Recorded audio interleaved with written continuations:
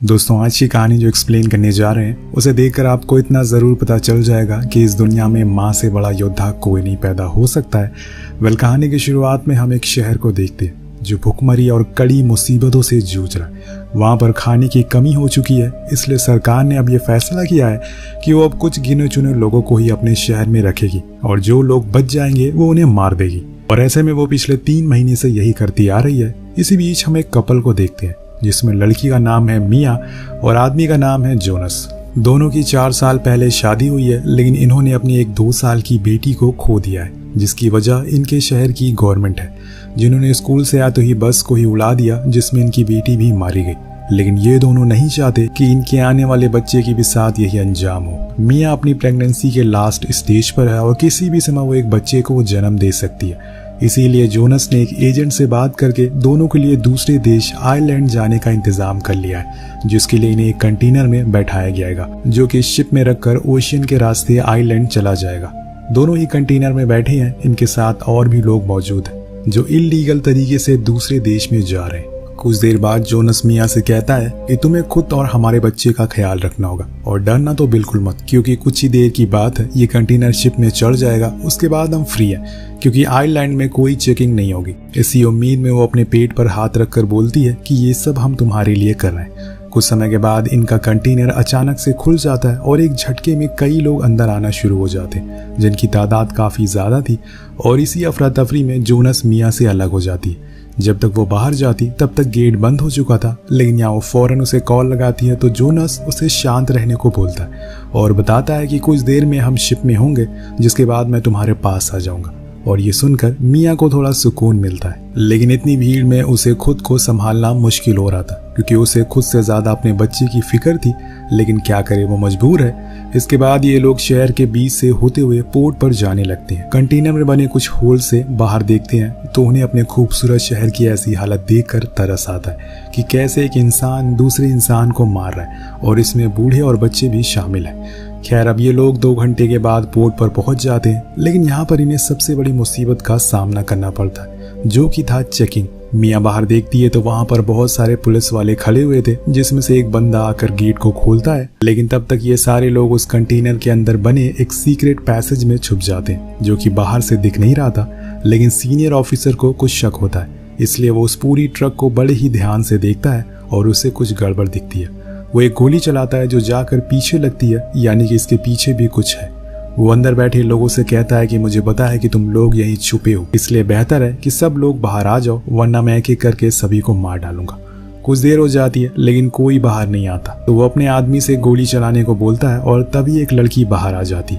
लेकिन इतनी देर में मिया वहां रखे हुए एक बॉक्स पर चढ़ जाती है जो थोड़ी ऊंचाई पर था, जहाँ पर इन लोगों की नजर नहीं जाती। सीनियर ऑफिसर ऑर्डर देता है कि सबको मार दो, जिसके बाद वहां पर अंधाधुंध गोलियां चलना शुरू हो जाती है। कुछ सेकंड तक बस गोलियों की खोखे गिरने की और लोगों की चीखों के अलावा कुछ सुनाई नहीं देता। और वहीं मिया ऊपर अपने मुंह पर हाथ रखकर चुपचाप लेटी रहती है। सबके मर जाने के बाद वो सबकी लाश को समुद्र में फेंक देते हैं और फिर गेट को बंद कर दिया जाता है। अब इस पूरे कंटेनर में अकेले मिया ही थी। वो सबसे पहले तो जोनस को एक वॉइस मैसेज भेजती है कि उन्होंने सभी को मार दिया, पर वो छुपी है, जिसके कुछ देर बाद उसके कंटेनर को कार्गो शिप पर लोड कर दिया जाता है जो आयरलैंड जाने वाला है। तब वो जोनस को कॉल करती है, लेकिन उसका फोन तो स्विच ऑफ बता रहा था।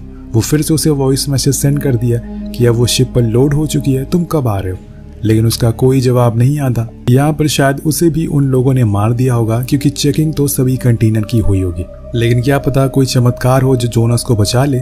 बस यही दुआ मिया के दिल से निकल रही थी। कुछ देर बाद जब शिप चलना शुरू हो जाता है तो मिया वहां पर पड़े हुए कुछ सामानों को चेक करती है, जिसमें उसे एक टॉर्च मिलती है, जिसे वो जला लेती है और खुद के ऊपर एक ब्लैंकेट डाल लेती है और सोने की कोशिश करती है। अब यहाँ से उसका सफर बहुत लंबा होने वाला है। अब आधी रात को मिया की जब आंख खुलती है तो वो उस होल से बाहर देखती है। उसे पता चलता है कि उसका शिप तो भारी तूफान में फंस चुका है और धीरे धीरे वो तूफान इतना बढ़ जाता जिससे कि उसे डर सताने लग गया था। वो देखती है कि एक एक करके उस पे सारे कंटेनर गिरना शुरू हो जाते हैं और इन सब में उसका भी कंटेनर होता है। और जैसे ही वो कंटेनर पानी में गिरता है उसे एक तेज का झटका लगता है, जिससे वो वहीं बेहोश हो जाती है। जब कुछ देर बाद उसकी आंख खुलती है तो वो अपने चारों ओर देखती है। कंटेनर में पानी भर चुका था और सारे खून बह रहा था।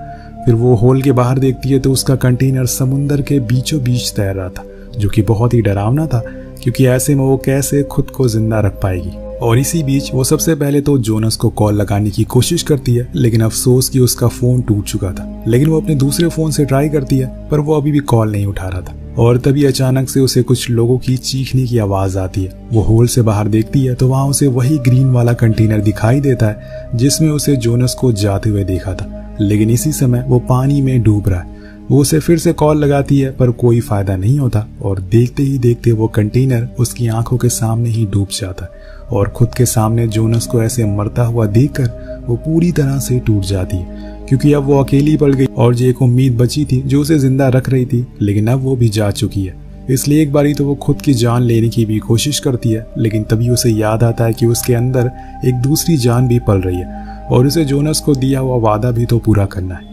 वो चाकू को फेंक देती है और ऐसे ही बैठे बैठे उसकी आंख लग जाती है। जब वो दोबारा उठती है तो देखती है कि वो अपनी जगह से आगे सरक कर आ गई है और उसके ऊपर एक कंटेनर लटक रहा है। दरअसल अब यहाँ पर पानी भर चुका था, इसलिए कंटेनर एक तरफ झुकता जा रहा था। अगर ऐसे ही पानी भरता रहा तो वो डूब जाएगी। वो सारी कोशिश करती है, लेकिन अफसोस कोई फायदा नहीं होता, क्योंकि कुछ ही देर बाद पूरे कंटेनर में पानी भर जाता है और उसका वहीं दम घुटना शुरू हो जाता है। देखते ही देखते उसकी मौत हो जाती है। रुकिए जरा, तभी अचानक से उसकी आंख खुल जाती है, क्योंकि ये बस उसका एक सपना था। जब वो उठती है तो देखती है कि अब असलियत में भी पानी भरना शुरू हो गया और वो तरकीब लगाती है कि एक होल से पानी को बाहर करती है, जिसके बाद वो कुछ टेप्स को उन होल को बंद करती है जिसमें से पानी अंदर आ रहा था। लेकिन इससे कोई फायदा नहीं होता। अब इसके बाद वो उन कंटेनर्स को खोलना शुरू करती है, क्या पता उसके अंदर उसे कुछ मतलब का सामान मिल जाए, पर उसमें कोई खास सामान नहीं था।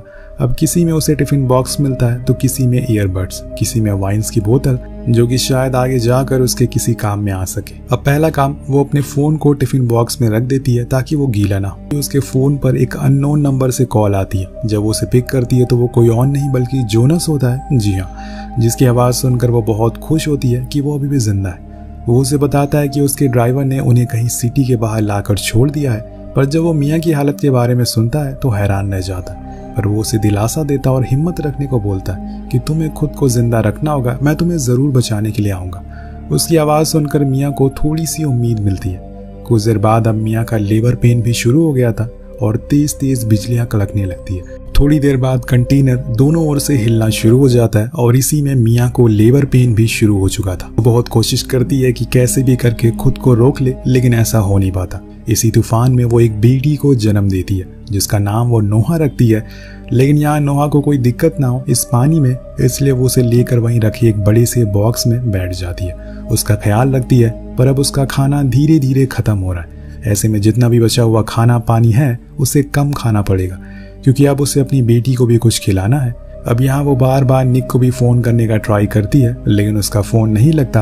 अब अगले दिन जब वो सोकर उठती है तो देखती है कि उसकी बेटी रोई जा रही, क्योंकि उसे भूख लगी थी। वो उसी समय अपना दूध उसे पिलाती है जिससे वो थोड़ा शांत हो जाए। पर इसी दौरान उसके दिमाग में एक आइडिया आता है, क्यों ना इस कंटेनर के ऊपर जाया जाए, क्या पता वहां से उसे कोई देख ले, कोई शिप जो कोई उसके आसपास गुजर रहा हो। लेकिन इसके लिए उसे पहले तो कंटेनर को ऊपर से काटना होगा। तो उन बॉक्सेस में से वो कोई ऐसी चीज को ढूंढने लगती है जिससे वो कंटेनर को काट सके, और उसे वहां एक ड्रिल मशीन मिलती है। लेकिन ऐसा करने में बहुत टाइम लगेगा और साथ में मेहनत भी, क्योंकि कंटेनर का स्टील बहुत ही मजबूत है और वो ड्रिल मशीन किसी पतली चीज को ड्रिल करने के लिए बनी थी। पर यहाँ मियाँ हार नहीं मानती और लगी रहती है उसे काटने में। बीच बीच में उसे अपनी बेटी के विजन भी आते हैं जो कि मर चुकी थी, और उसके विजन में निक भी आता है जो उसे हौसला देता है कि तुम्हें खुद को जिंदा रखना है। लेकिन ये कैसे मुमकिन है, उसके पास तो अब खाना भी नहीं बचा है। तभी मियाँ के दिमाग में आता है कि उसने बर्थ के टाइम अपना फ्लैश फेंका नहीं था। वो उसे ढूंढती और फिर उसे ही खाना शुरू कर देती है, और ये सीन देखकर आपकी रूह कांप जाएगी। उसे ये खाना ही पड़ता है क्योंकि कोई चारा नहीं अभी उसके पास। आगे हम देख पाते हैं कि उसके पास अब पानी भी खत्म हो चुका है और वो बारिश के पानी को पीने की कोशिश करती है। धीरे धीरे करके वो जैसे तैसे कंटेनर के ऊपर वाले हिस्से को काट लेती है और फिर ऊपर आती है। जब वो चारों ओर देखती है तो दंग रह जाती है, क्योंकि वो बिल्कुल ही समुंदर के बीच में थी, पर उसे यहाँ सूरज की रोशनी भी मिलती है। इसलिए वो नोहा को फौरन ऊपर लेके आती है और उसे भी रोशनी दिखाती है। पर उसे एक बात का ध्यान रखना होगा, ये ऊपर आने का जो रास्ता उसने बनाया है वो उसके लिए अच्छा भी है और बुरा भी है, क्योंकि अगर तेज बारिश हुई तो सारा पानी अंदर आने लगेगा, और ऐसे में वो क्या करेगी। खैर, अब वो जब ऊपर आती है तो पानी में तैर रही मछलियों को भी देखती है जो उसके लिए उसे खाने का काम कर सकती है। वो उन्हें पकड़ने की बहुत कोशिश करना शुरू कर देती है, लेकिन शुरुआत में तो उसके हाथ में कुछ नहीं आता। उसी बीच उसे आसमान में एक प्लेन भी दिखाई देता है, जिसके सिग्नल देने के लिए वो नीचे टीवी पर लगे ग्लास को तोड़कर ऊपर फौरन लाने की कोशिश करती है, लेकिन ऐसा करने में उसके पैर में गहरी चोट लग जाती है और इससे वो चीख पड़ती है और इतने में वो प्लेन भी वहां से निकल जाता है। हम देख पाते हैं कि वो जख्म बहुत ही बड़ा था। वो नीचे जाकर अपने उस जख्म को ठीक करने की कोशिश करती है। पहले तो वो उसके ऊपर वाइन डालती है ताकि कोई भी इन्फेक्शन ना हो। इसके बाद अपने स्किन को एक धागे से सिल लेती है जिससे कि खून रुक जाए। अब ये जितना बताने में आसान लग रहा था उतना देखने में बिल्कुल भी नहीं, लेकिन उसे ये करना ही पड़ेगा। तभी उसकी नज़र उन ईयरबड्स पर पड़ती है जिनके वायर से वो मछली पकड़ने का जाल बना सकती है और वो पूरी कोशिश में लग जाती है। कुछ समय के बाद वो जाल बन भी जाता है और इस बार ये तरकीब काम आ जाती है। वो ऐसे ही हर एक दिन एक मछली पकड़ती है और उसे जिंदा ही खाना शुरू कर देती है। अगर उसे प्यास लगती है तो वो बारिश के जमा हुए पानी को पी लेती है और उधर उसकी बच्ची जो दूध पीकर शांत थी। लेकिन इन सबसे बड़ी मुसीबत ये थी कि उसके कंटेनर में अब धीरे धीरे पानी भरता जा रहा था। वो अपने पानी को रोज निकाल तो रही थी, लेकिन जब ये सारी चीजें हर रोज करते करते वो एक दिन मायूस हो जाती है और चुपचाप जाकर बैठ जाती है। ऐसा वो कब तक करती रहेगी? ये समुंदर तो खत्म होने का नाम ही नहीं ले रहा है। क्या कोई उसे बचाने आएगा या फिर वो अपनी बेटी के साथ यही समुंदर में दफन हो जाएगी? अब ये सारी परेशानी को देखते हुए, लेकिन जब उसकी बेटी की मुस्कान उसे दिखती है तो उसे एक उम्मीद दे रही थी और उसे हौसला मिलता है कि उसे खुद को अपनी बेटी के लिए जिंदा रखना है। जब भी वो ऐसे खुद से निराश हो जाया करती थी तो वो नोहा से बातें करना शुरू कर देती थी। लेकिन एक दिन ऐसी ही रात में जब वो सो रही होती है तो उसके टूटे हुए फोन में जोनस का कॉल आता है जो उसे बताता है कि उसे गोली लग गई है और बहुत खून बह गया है। वो उसे माफी मांगता है कि अब वो उसे बचाने नहीं आ पाएगा और ये सुनकर मीरा और टूट जाती है और बहुत निराश हो जाती है। लेकिन वो जोनस के आखिरी समय पर उसकी बात नोहा से कराती है। उसकी आवाज सुनाती है। मियाँ के लिए इस समय बहुत ही कठिन था। उसके सामने सारी उम्मीदें अब टूटती जा रही थी। अब वो क्या करेगी? और एक जोनस ही उसकी उम्मीद था, लेकिन अब वो भी टूट गया। तब वो सोचती है कि उसे एक राफ्ट बनानी चाहिए जिसकी मदद से वो क्या पता किसी आइलैंड या फिर किसी बीच तक पहुंच जाए। इसलिए वो उन टिफिन बॉक्सेस को समुद्र में फेंकना शुरू करती है, जिसके बाद वो एक लकड़ी के फट्टे को एक राफ्ट का रूप देने की कोशिश करती है। लेकिन इसमें उसे बहुत समय लगेगा। वो हर रोज वही काम करती है जो पिछले 24 दिनों से करती आ रही है और एक दिन उसकी राफ्ट तैयार हो जाती है। लेकिन वो अभी तक बस नोहा के लिए बनी थी, उसने खुद के लिए अभी बनाना शुरू ही नहीं करी थी। तभी उसकी नज़र नीचे कंटेनर पर पड़ती है जिसमें पानी भरना शुरू हो गया। वो फौरन नीचे जाकर सारे सामानों को ऊपर लाने लगती है, लेकिन इसी बीच उसका पैर नीचे कुछ चीज़ों में फंस जाता है और वो वहीं अटक जाती है। ऊपर नोहा कंटेनर से दूर समुंदर में जाती जा रही थी क्योंकि ये कंटेनर अब समुंदर में डूब गया था।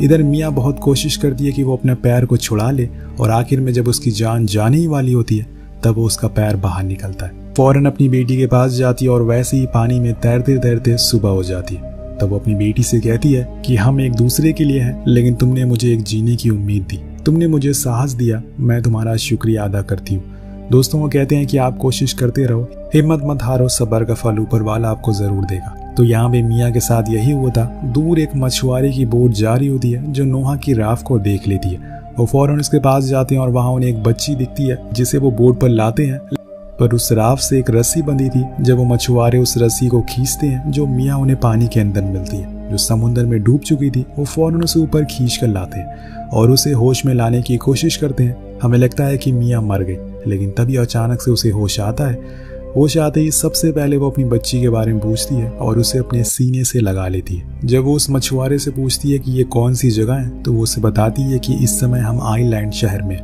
और ये सुनकर मियाँ की आंखों में आंसू आ जाते हैं कि उसने और उसकी बेटी ने कर दिखाया, जिसके साथ ये कहानी का यही अंत हो जाता है। दोस्तों एक माँ ही है जो दुनिया की हर परेशानी से लड़ सकती है और अपने बच्चों के लिए। ये कहानी आपको ये सिखा देती है। कहानी कैसी लगी नीचे कमेंट करके जरूर बताएगा। मिलते हैं अगले वीडियो में। Peace out.